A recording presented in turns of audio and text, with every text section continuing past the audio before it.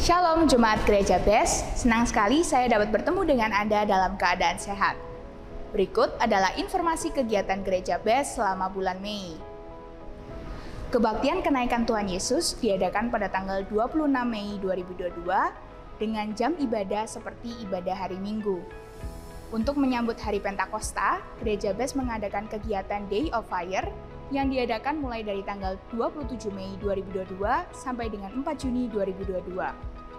Untuk ibadah Pentakosta diadakan pada tanggal 5 Juni 2022. Selain kegiatan secara on-site, Gereja BES juga memiliki kegiatan secara online. Kegiatan online dapat diakses melalui channel YouTube Gereja BES. Berikut adalah beberapa kegiatan yang dilaksanakan secara online. Doa pagi dilaksanakan dari Senin, Rabu, dan Jumat pada pukul 4.30 pagi waktu Indonesia bagian Barat. Doa malam diadakan setiap hari Senin sampai dengan Sabtu pada pukul 20.30 malam waktu Indonesia bagian Barat. Biblical Outlining Study Training atau pendalaman Alkitab dilaksanakan setiap hari Selasa pada pukul 6 sore waktu Indonesia bagian Barat. Worship Night diadakan setiap hari Kamis pada pukul 6 sore waktu Indonesia bagian Barat. Ladies Devotion diadakan setiap hari Jumat pukul 10.30 pagi waktu Indonesia bagian Barat. Gospel and Prayer diadakan setiap hari Jumat pukul 9 malam waktu Indonesia bagian Barat. Kebaktian Yes Pro atau Profesional Muda dilaksanakan setiap hari Sabtu pukul 6 sore waktu Indonesia bagian Barat. Kebaktian Minggu dilaksanakan setiap hari Minggu pada pukul 9.30 pagi waktu Indonesia bagian Barat. BES Talk diadakan setiap hari Minggu pukul 4 sore waktu Indonesia bagian Barat. Selain program YouTube, Gereja BES juga memiliki beberapa program yang dilaksanakan secara online melalui Zoom. Doa pagi diadakan setiap hari Selasa dan Kamis pada pukul 5.30 pagi waktu Indonesia bagian Barat.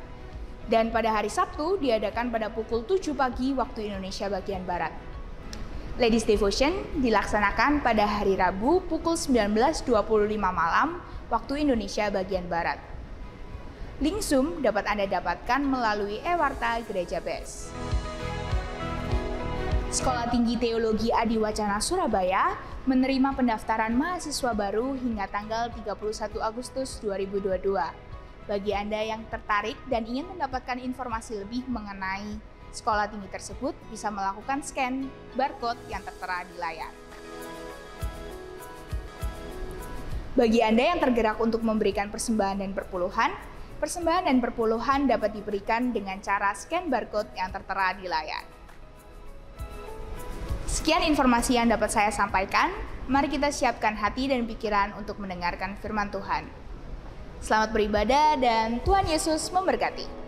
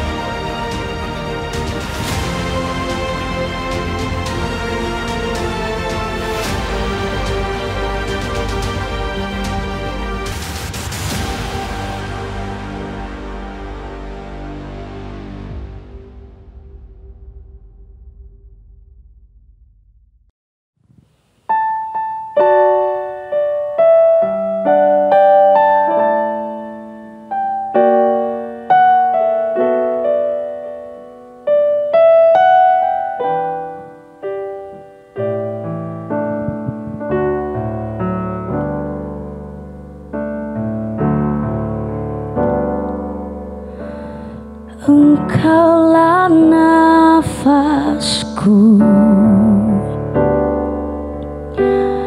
Engkaulah sumberku.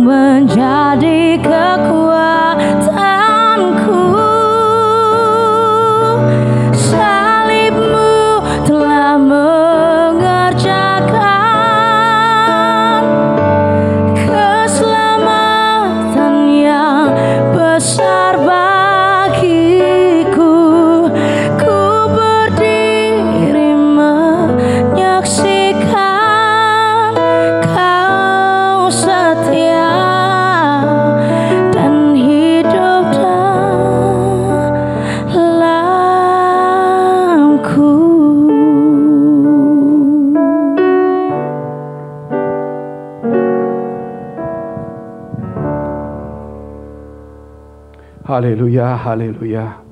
Mari kita tunduk kepala, kita berdoa. Bapa kami yang ada dalam surga, Bapa yang baik, yang kami kenal di dalam nama Tuhan Yesus Kristus. Biar Engkau mengurapi setiap kami, Engkau memberikan kekuatan dan kebangkitan dalam hidup kami, baik kepada iman dan rohani kami, semangat dan pengharapan kami. Supaya kami Tuhan bukan hanya hidup tanpa kehidupan, tapi kami punya nilai-nilai kehidupan yang luhur dan bermanfaat. Engkau ubah setiap kami yang sering berperilaku seperti orang dunia, boleh menjadi orang-orang yang boleh berkenan di hadapan Tuhan dan menjadi cermin ataupun menjadi berkat bagi yang lain. Engkau memberi kekuatan bagi kami yang lemah. Engkau memberikan kekuatan, kemampuan, kesehatan dan hikmat marifat. Di dalam nama Tuhan Yesus, haleluya. Amin. Kita tahu sekarang bahwa Yesus itu sudah bangkit. Kata bangkit berarti dia pernah mati. Jadi kita tidak perlu lagi bicara bahwa Yesus itu mati atau tidak. Kalau kita merayakan dan meyakini tentang kebangkitan Yesus, berarti kita sudah percaya bahwa Yesus itu telah mati. Dan mati bagi dosa-dosa kita. Sehingga hari ini saudara yang dikasihi Tuhan, salah satu yang kita lihat adalah tentang poin pertama. Kubur kosong ada kebangkitan. Itu poin pertama. Kubur kosong ada kebangkitan. Kita lihat dulu dalam firman Tuhan 1 Korintus 15 ayat 13. Kalau tidak ada kebangkitan orang mati, maka Kristus juga tidak dibangkitkan. Dari sini kita tahu bahwa ada kebangkitan Kristus, berarti juga ada kebangkitan bagi orang-orang mati. Di zaman Yesus ada dua pendapat yang berbeda. Satu yaitu orang Farisi yang meyakini bahwa ada kebangkitan. Satu orang Saduki atau kelompok Saduki yang tidak meyakini tentang adanya kebangkitan. Sebab itu dimanapun di dunia ini selalu ada perbedaan dan perbedaan. Tetapi kita harus melihat perbedaan-perbedaan itu dan mencari pasti ada satu kebenaran. Dan itulah manusia yang diberikan. Itu menunjukkan saudara bahwa kita ini bukan sesuatu yang mati. Yaitu mati itu menerima apa adanya omongan luar. Tetapi kita hidup karena Kristus hidup juga. Sehingga ketika kita hidup, janganlah saudara kita berperilaku seperti orang mati. Artinya ya pasif, menyerah, pasrah, tidak mau berpikir, tidak mau menyelidiki hal yang baik. Sehingga dalam kehidupan kita kerap kali kita mengalami kegagalan demi kegagalan. Karena kita tidak mengikuti satu kebenaran, satu fakta yang benar. Terutama saudara, kalau kita tahu bahwa ada hal yang membuat kita bisa bangkit dan berhasil. Tapi kemudian kita mendengar berita-berita dunia yang menggetarkan. Ketika kalau kita melihat kubur kosong, berarti tidak ada mayat. Kalau kita berkata kubur kosong, berarti ada kebangkitan itu sendiri. Kalau kita melihat kubur kosong, berarti tidak ada kematian, yang ada adalah kehidupan. Sebab itu apa yang kita lihat, jangan sampai saudara, bahwa kubur yang kosong itu, di mana Yesus telah bangkit dan ada kehidupan. Tetapi kehidupan Kristus tidak ada dalam kehidupan kita. Sehingga kita hidup menurut kita sendiri. Sehingga kita kalah, lemah, putus asa, kecewa. Dan itu sering terjadi. Tetapi kalau ada kebangkitan Kristus dalam hidup kita, kita yakin saudara, bahwa apapun yang menimpa kita, persoalan, masalah, kesulitan, tantangan, penyakit, kita tahu selalu ada way out dan ada jalan keluar. Sehingga kita tidak dijajah, kita tidak saudara dikuasai, tidak diatur oleh persoalan itu. Karena kita ada kebangkitan, ada kehidupan, terutama Kristus dalam hidup kita. Kita yang mengelola, yang mengatur masalah itu. Bukan kita diatur sehingga kita menjadi stres dan depresi. Tetapi kita harus punya kekuatan bahwa kita tahu setiap masalah pasti ada jalan keluar. Mari kita tunduk kepala, kita berdoa. Terima kasih Tuhan.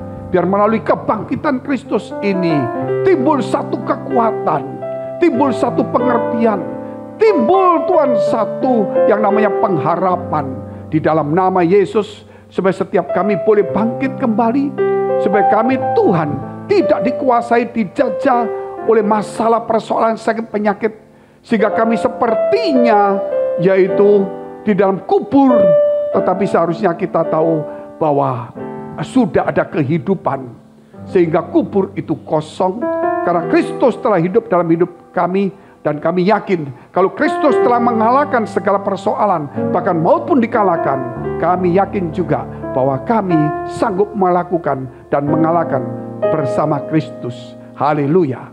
Amin. Kita lihat hal yang kedua, yaitu kita lihat dulu firman Tuhan 1 Petrus pasal 1 ayat 3.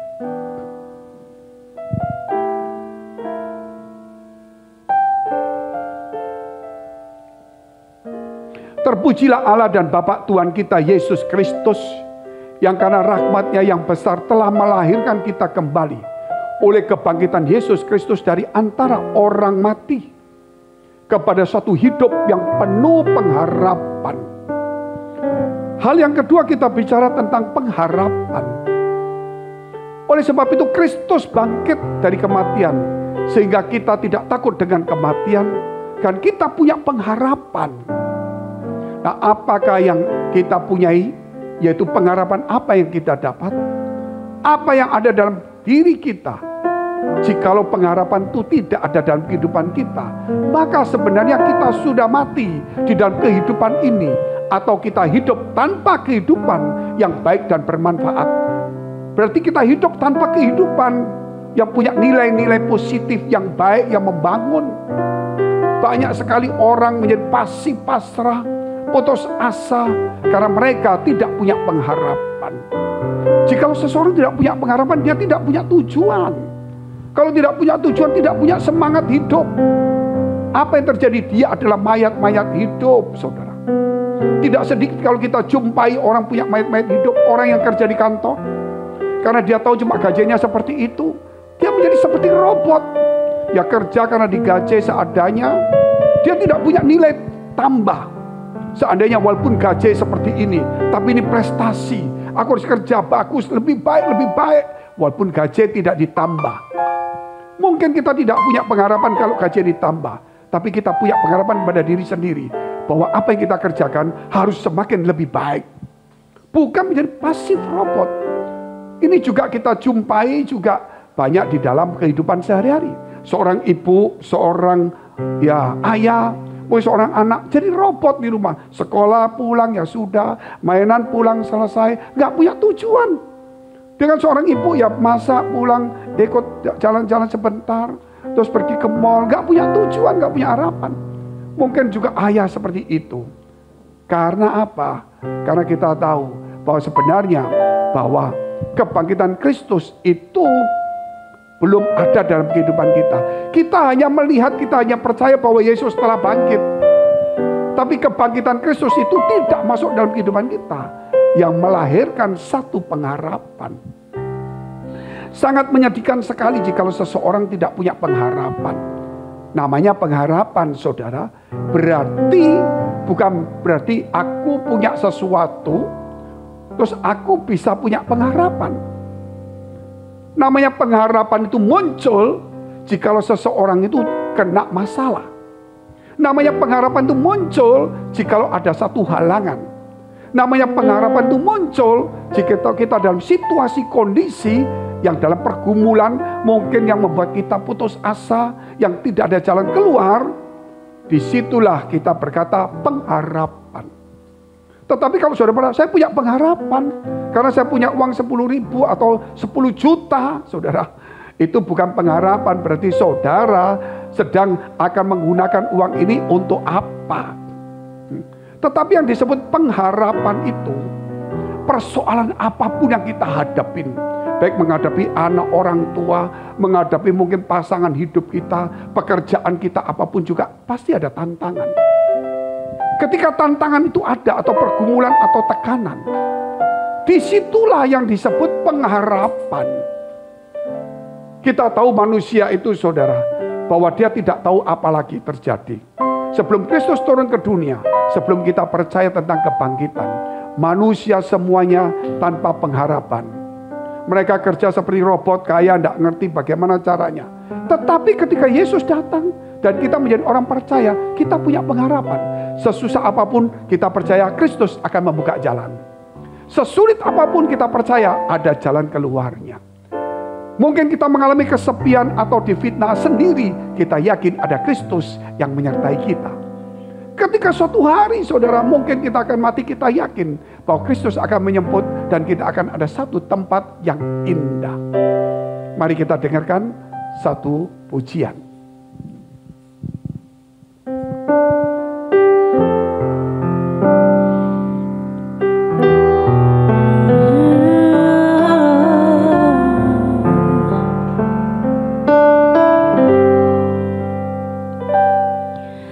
Kau Allah yang setia, Bapa yang mulia, kasih-Mu besar Tuhan. Kau pulihkan hidupku, Kaulah harapanku, hidupku dalam-Mu. Terima kasih Tuhan, Kau selamatkan hidupku.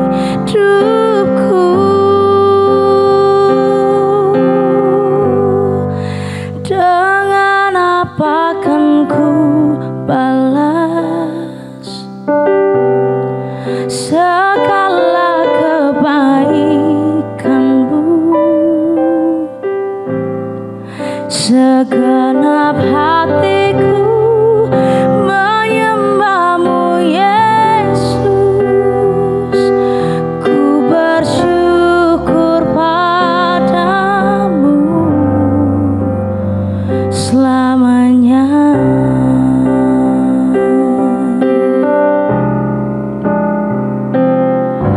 Kaulah harapanku, hidupku dalam-Mu. Terima kasih Tuhan, Kau selamatkan hidupku.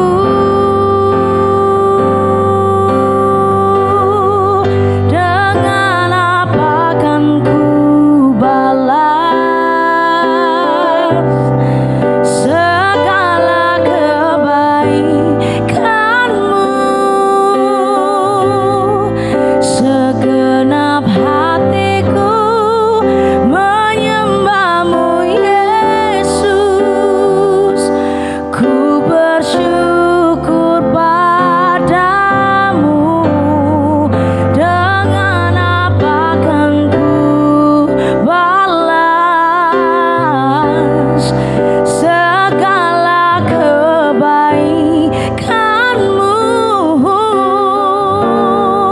Segenap hatiku menyembah-Mu Yesus, ku bersyukur padamu selamanya.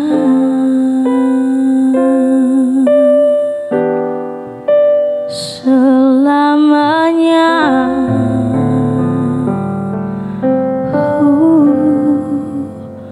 Selamanya. Haleluya, puji Tuhan. Kita kembali lagi masuk di dalam poin yang ketiga, yaitu kebangkitan Kristus, sehingga kita punya kehidupan yang bermanfaat. Jadi kebangkitan Kristus membuat kita mempunyai kehidupan yang bermanfaat. Jikalau hidup kita tidak bermanfaat bagi orang tua, bagi anak kita, bagi pasangan kita, bagi gereja di mana kita berkumpul, di mana di lingkungan kita, maka sebenarnya kebangkitan itu tidak ada pada diri kita. Karena kita tidak bermanfaat, kita hanya memikirkan diri kita sendiri. Padahal Kristus itu mati untuk kita.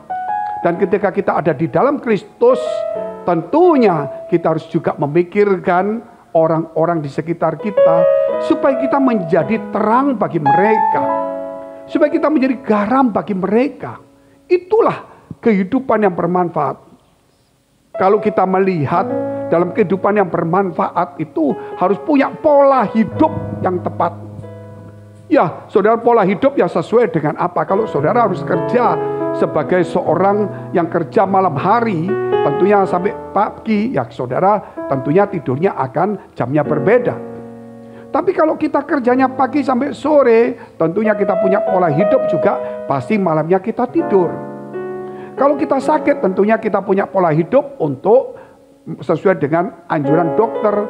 Nah, demikian juga kalau kita punya pola hidup kekristenan, tentunya kita punya nilai-nilai rohani di dalamnya. Entah itu saudara pagi-pagi saudara membaca firman Tuhan dan berdoa, saudara mungkin mendoakan orang lain. Namun yang pasti kita saudara, bahwa bukan sekedar hidup asal hidup, tetapi hidup yang bermanfaat, yaitu kalau kita melihat pola hidup kita itu tentunya sesuai dengan Kristus yang kehendaki. Karena ada doa Bapa kami, jadilah kehendak-Mu. Yesus juga pernah memberi contoh di Taman Getsemani. Bukan kehendakku yang jadi, melainkan kehendak-Mu. Sederhana sekali omongan seperti ini. Bahkan mungkin Bapak Ibu Saudara, khotbah ini lagi, aku mau cari khotbah yang berkat. Berkat gak mungkin kita dapat dari Kristus jikalau kita tidak mau saudara memberikan diri kita kepada Kristus. Yang berkat kita dapat itu datang dari dunia. Mengapa kok bisa? Contohnya Yesus pernah ditawari oleh iblis tentang dunia itu. Walaupun di situ ada kutipan firman Tuhan.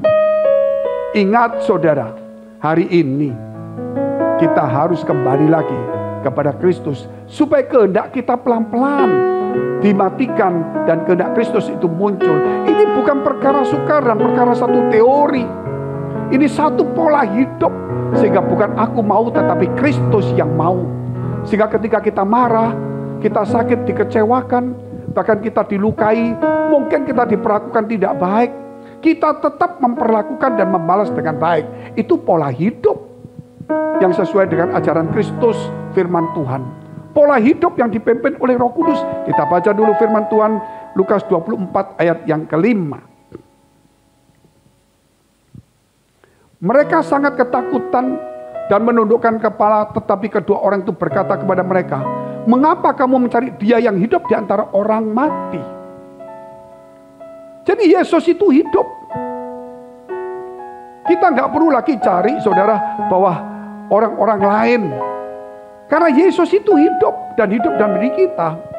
Makanya kehidupan Kristus harus pada kita juga. Kita lihat dulu Yohanes pasal 1 ayat yang keempat. Dalam Dia, yaitu Yesus, ada hidup, dan hidup itu adalah terang manusia. Di dalam Tuhan ada hidup, dan hidup adalah terang. Artinya di sini bahwa Yesus itu nyata satu kehidupan. Ketika Dia naik ke surga, yakinlah bahwa Dia bukan meninggalkan kita. Dia katakan bahwa Dia akan kembali menjemput kita. Dan Dia akan mengutus Roh Kudus supaya kita tidak yatim piatu. Berarti pola hidup kita bukan menurut kita lagi, tetapi ada pimpinan Roh Kudus.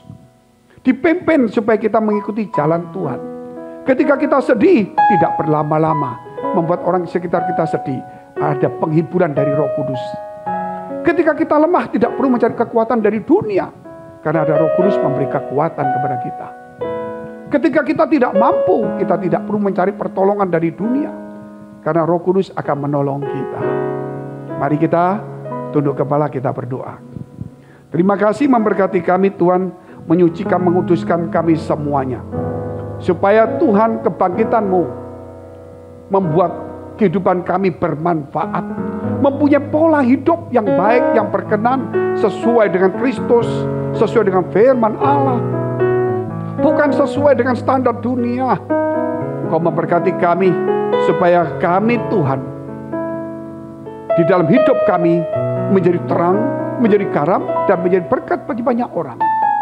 Di dalam nama Yesus Kristus, supaya kami yang lemah menjadi kuat, yang susah dapat penghiburan, yang mengalami kesulitan dapat pertolongan, yang kekurangan hikmat menjadi kebingungan, diberikan pimpinan dari Roh Kudus, supaya kami menjadi manusia-manusia yang tangguh di akhir zaman. Di dalam nama Yesus, haleluya, amin.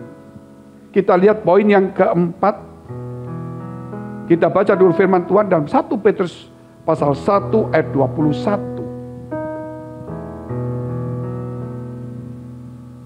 Oleh dialah kamu percaya kepada Allah yang telah membangkitkan dia dari antara orang mati, yang telah memuliakannya, sehingga imanmu dan pengharapanmu tertuju kepada Allah. Imanmu dan pengharapanmu tertuju kepada Allah. Berarti di sini harus ada kebangkitan iman, supaya imanmu dan pengharapanmu tertuju kepada Allah, bukan kepada dunia.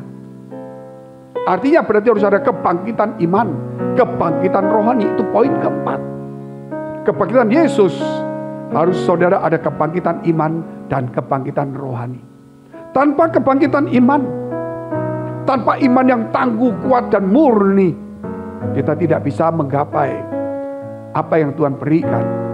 Ketika perempuan pendaraan itu, dia menjamah jubah Yesus, dia mengalami kesembuhan. Sedangkan orang lain memegang, tidak sembuh. Saudara, bukan berarti tubuh Yesus itu mengandung satu mujizat, satu kebesaran, seperti berhala, seperti benda-benda keramat yang punya kekuatan sehingga aku pegang aja sembuh. Semua orang yang memegang pasti semua sembuh. Tapi kenapa perempuan itu menjadi sembuh?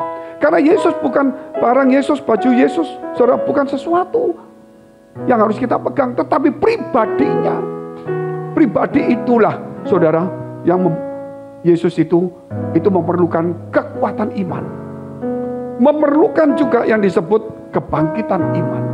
Kalau hanya jubah Yesus, tubuh Yesus itulah sumber mujizatnya, saudara, maka kita akan memegang semua sembuh. Tetapi di dalam tubuh Yesus yang suci kudus, itu disitulah ada Tuhan, Roh Allah, sehingga kita sadar untuk memegang tubuh Yesus, memegang jubah Yesus, bukan tubuh dan jubahnya yang bermanfaat, tetapi kalau kita berkata, yaitu pribadi roh yang ada di dalamnya, yaitu Yesus Kristus. Sehingga kita harus punya iman yang tangguh, yang kuat, sehingga kita punya, saudara, hubungan, ya, hubungan bukan secara fisik. Kita menjamah seperti kita menjamah api terus kita panas, menjamah es kita dingin. Kalau kita menjamah tubuh Yesus, kita langsung menjadi raksasa, kita menjadi orang yang hebat sembuh. Tidak. Tetapi saudara, kita menjamah Yesus bukan dengan secara fisik, tapi menjamah atau berdoa atau mendengar firman dengan iman yang sudah dibangkitkan dan rohani yang sudah dibangkitkan. Jikalau tanpa ini, kita tidak akan pernah mengalami yang disebut, saudara, bahwa kuasa Tuhan bekerja dalam hidup kita. Mulailah hari ini, yakinkan dalam diri saudara dan saya, tidak ada satupun benda, barang-barang di dunia ini yang mempunyai nilai atau sumber kuasa besar. Yang ada adalah pribadi atau roh Allah itu sendiri. Mari saudara, yang kita pakai salib itu hanya menggambarkan bahwa kita cinta Tuhan. Tetapi salib itu tidak mempunyai kekuatan yang hebat. Tetapi kita berdoa di depan salib, bukan karena salibnya itu yang hebat, karena kita fokus kepada Tuhan. Supaya fokus kita cari sesuatu benda yang menggambarkan seakan-akan, saudara, kita menghadap kepada Tuhan. Tapi bukan benda itu, tapi hati kita kepada Tuhan.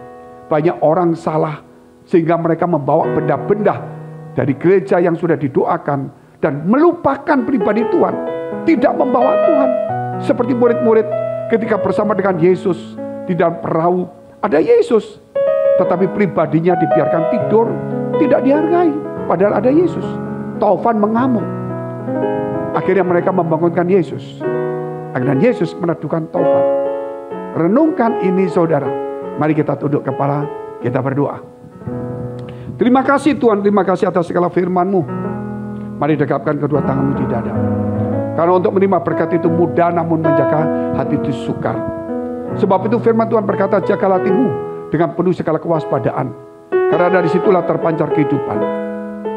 Jadilah berkat dan terimalah berkat rahmat anugerah dari Allah Bapa di surga, di dalam Putra Tunggalnya Yesus Kristus, dan di dalam persekutuan dengan Roh Kudus, mulai hari ini sampai selama-lamanya. Kita akhiri dengan doa yang diajarkan Tuhan Yesus pada kita. Bapa kami yang ada di surga, dikuduskanlah namamu, datanglah kerajaan-Mu, jadilah kehendak-Mu di bumi seperti di surga. Berikanlah kami pada hari ini makanan kami yang secukupnya, dan ampunilah kami akan kesalahan kami, seperti kami juga mengampuni orang bersalah pada kami. Dan janganlah membawa kami ke dalam pencobaan, tetapi lepaskanlah kami daripada yang jahat. Karena Engkau yang punya kerajaan dan kuasa dan kemuliaan sampai selama-lamanya. Amin. Mari kita akhiri dengan satu pujian.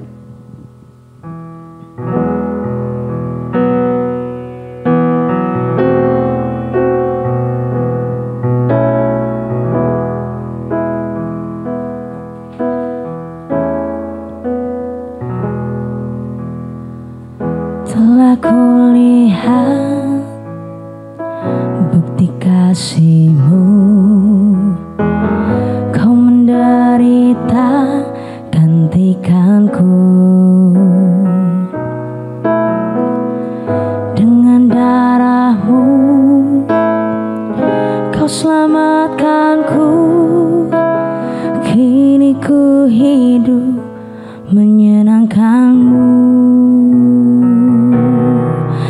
Terlalu besar kasih-Mu Bapa, pengorbanan yang Kau berikan bagiku.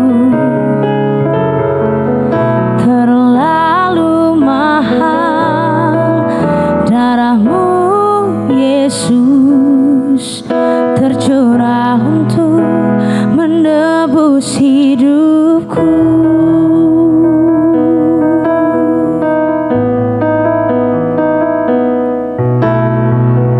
Telah kulihat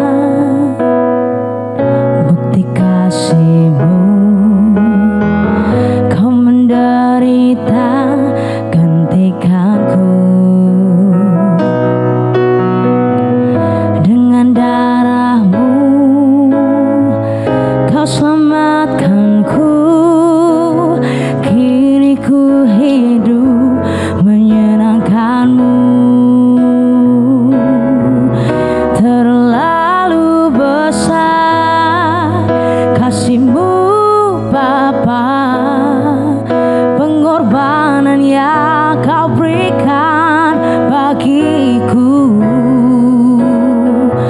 Terlalu mahal darah-Mu Yesus, tercurah untuk menebus hidupku.